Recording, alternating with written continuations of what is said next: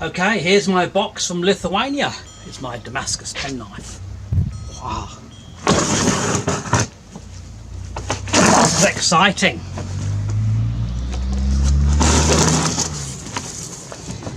What is in here?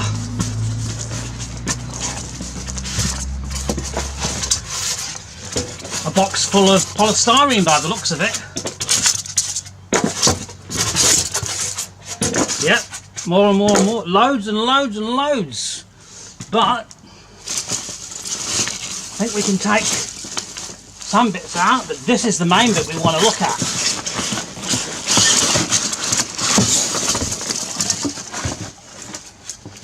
Whoa.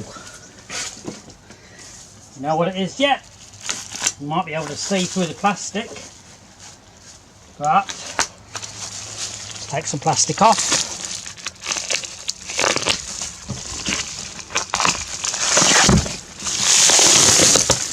It's a Devil Forge.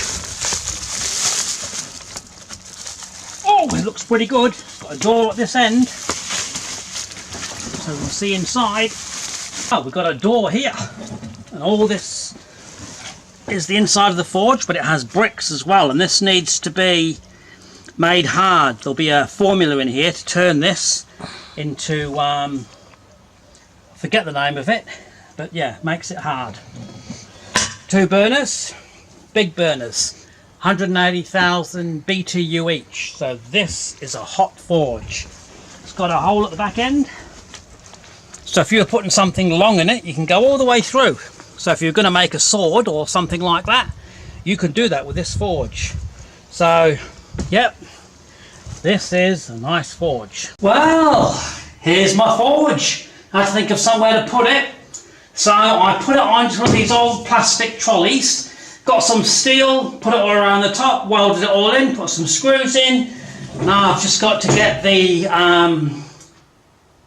rigidizer and paint it in there, and then we'll have a nice solid surface inside to then put the bricks on, which will compress it all down, and we'll have a nice strong kiln.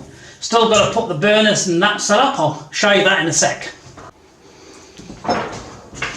Once you've unpacked the box, it's self-explanatory really. You've got your rigidizer just there, your refractory mix, you've got your insulation to go where the burners go, you've got your bottom and sides for the actual forge itself, you've got your forge burners already assembled, you've got your gauges, and you've got all your pipes. So all you've really got to do is screw the pipe together. Really easy, comes so easy to do. So let's get to it. Yes, your rigidizer comes, and the ratio is 1 kilo of this to 700 ml of water. So I've just weighed that, and I've got 0.8 of a kilo, so that's probably going to be about 600, 620. I'll just mix it together, then you've got to stir it for 15 minutes before you start painting it onto the ceramic insulation. Okay, I've been mixing it up. Here we go. Just about the consistency of a thick porridge. I think it could be a little bit thinner to paint it on, but as that's what the instruction says, so I'll just keep it as that. So yes, now time to paint it on.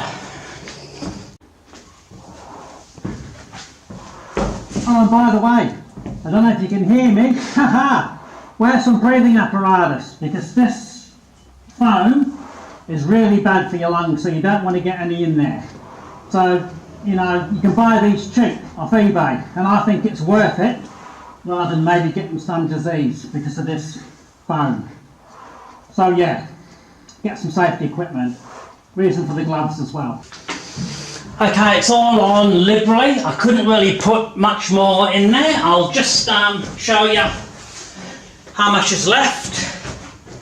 So there's a fair bit left in the bottom, and I couldn't really put any more in, so there's plenty of solution.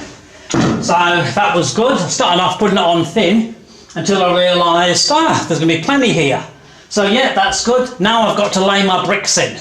So I'll get to work on that and let's carry on. Another thing I've done is just to stop the roof sagging, I've just put in those pieces of cardboard just to give it some firmness. Not that it's sagged a lot, maybe a centimetre, but it doesn't need to sag, does it? So why let it? Again, there's plenty of refractory on there. You can see that is just layered with it. You couldn't really put any more on without it running. I've filled all the cracks everywhere that the bricks have put on, and I've still got enough left. So plenty of everything really. That's good. Now just to start putting the burners on and assembling the outer wiring. But all in all, coming together quite nicely. Putting the burners in is really easy. It's just a matter of slipping the burner in and tightening those screws.